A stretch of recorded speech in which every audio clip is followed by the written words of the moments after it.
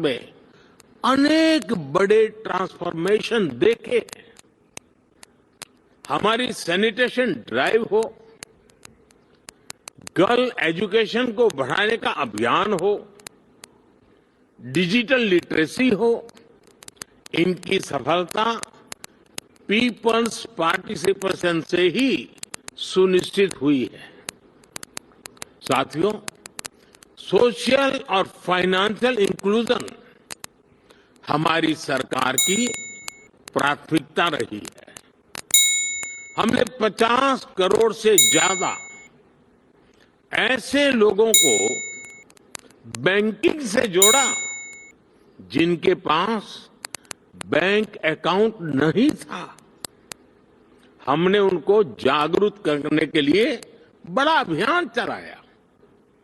आज इसी का परिणाम है कि आज हम फिनटेक में, डिजिटल पेमेंट्स में बहुत आगे निकल गए हैं। हमने विमेन लेड डेवलपमेंट को बढ़ावा दिया है।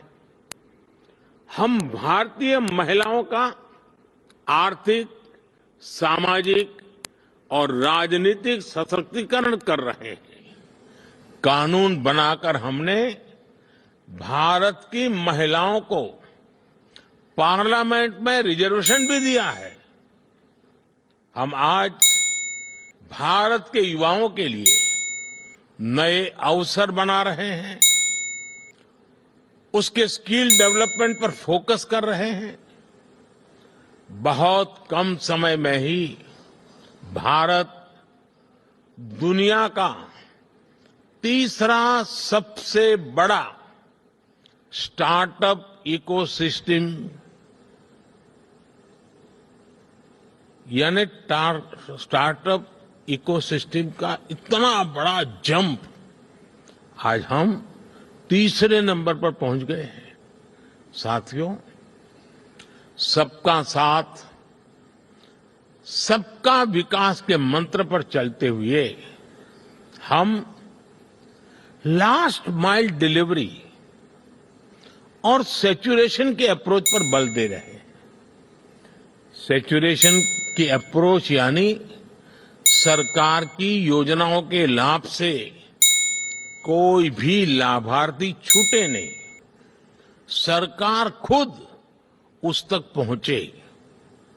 गवर्नेंस के इस मॉडल में भेदभाव और भ्रष्टाचार दोनों की ही गुंजाइश समाप्त हो जाती है।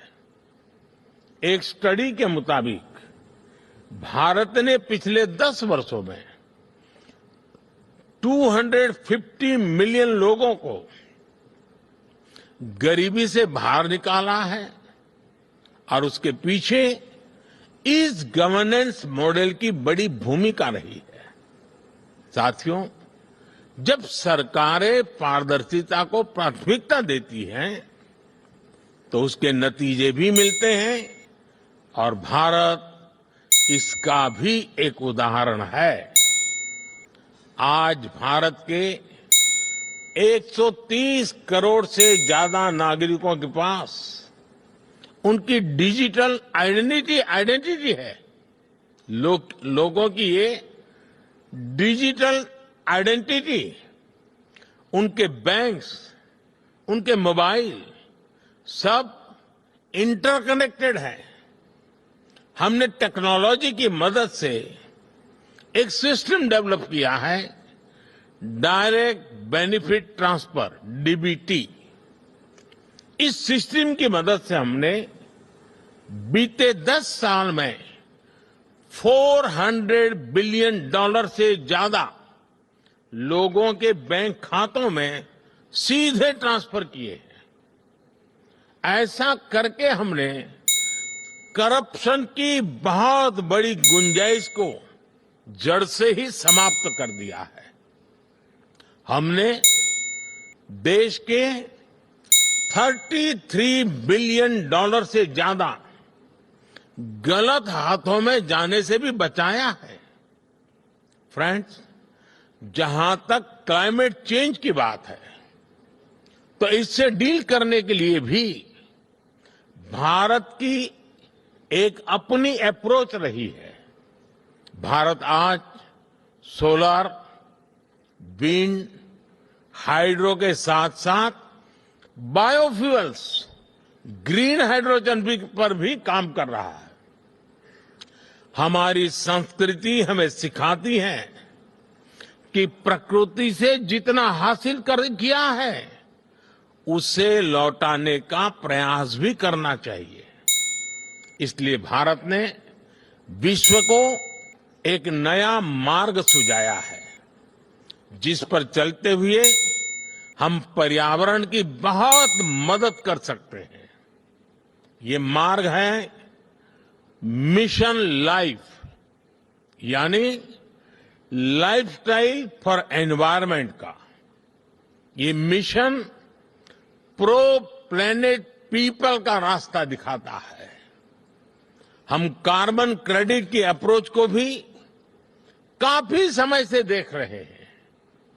अब इससे आगे बढ़कर हमें ग्रीन क्रेडिट के बारे में सोचना चाहिए। इसकी चर्चा मैंने यहां दुबई में ही COP28 के दौरान बहुत विस्तार से की थी। साथियों, जब हम फ्यूचर की तरफ देखते हैं तो हर सरकार के सामने आज अनेक प्रश्न हैं। हम अपनी नेशनल सॉवरेनिटी और इंटरनेशनल इंटरडिपेंडेंस में बैलेंस कैसे बनाएं? अपने नेशनल इंटरेस्ट के लिए काम करते हुए इंटरनेशनल रूल ऑफ लॉ के प्रति अपनी कमिटमेंट पर कायम कैसे रहे? नेशनल प्रोग्रेस का विस्तार करते हुए हम ग्लोबल गुड के लिए ज्यादा से ज्यादा कंट्रीब्यूट कैसे करें? हम अपने कल्चर और ट्रेडिशन से विजडम लेते हुए भी यूनिवर्सल वैल्यूज को समृद्ध कैसे करें? हम डिजिटल टेक्नोलॉजी का लाभ लेते हुए उसके नकारात्मक प्रभावों उन प्रभावों से समाज को कैसे बचाएं? हम वैश्विक शांति के लिए प्रयास करते हुए आतंकवाद के खिलाफ कैसे मिलकर काम करें? आज जब हम अपने देश को ट्रांसफॉर्म कर रहे हैं तो क्या ग्लोबल गवर्नेंस इंस्टीट्यूशंस में भी रिफॉर्म नहीं होना चाहिए? ऐसे अनेक सवाल हमारे सामने है। इन सारे सवालों को ध्यान में रखते हुए ही हमें अपनी सरकारों को दिशा देनी है, फ्यूचर प्लानिंग करनी है। हमें मिलकर कोहेसिव, कोऑपरेटिव और कोलैबोरेटिव वर्ल्ड की वैल्यूज को प्रमोट करना होगा। हमें डेवलपिंग वर्ल्ड के कंसर्न्स और ग्लोबल डिसीजन मेकिंग में ग्लोबल साउथ की भागीदारी को प्रमोट करना होगा। हमें ग्लोबल साउथ की आवाज सुननी होगी, उनकी प्राथमिकताओं को सामने लाना होगा। हमें जरूरतमंद देशों के साथ अपने रिसोर्सेस और अपनी कैपेबिलिटीज को शेयर करना होगा। हमें एआई, आर्टिफिशियल इंटेलिजेंस और क्रिप्टो करेंसी, साइबर क्राइम ऐसे पैदा हो रही चुनौतियों के लिए ग्लोबल प्रोटोकॉल बनाने होंगे। हमें अपनी नेशनल सॉवरेनिटी को प्राथमिकता देते हुए इंटरनेशनल लॉ की मर्यादा भी रखनी होगी।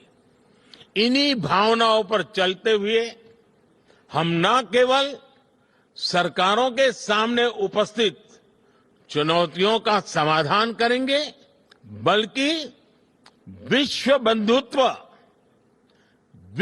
बंधुत्व को भी मजबूती देंगे।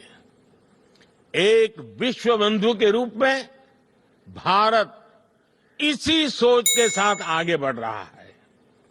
अपनी G20 प्रेसिडेंसी के दौरान भी हमने इसी भावना को आगे बढ़ाया। हम one earth, one family, one future इसी भाव से चले। फ्रेंड्स, हम सभी के पास गवर्नेंस को लेकर अपने एक्सपीरियंसेस है।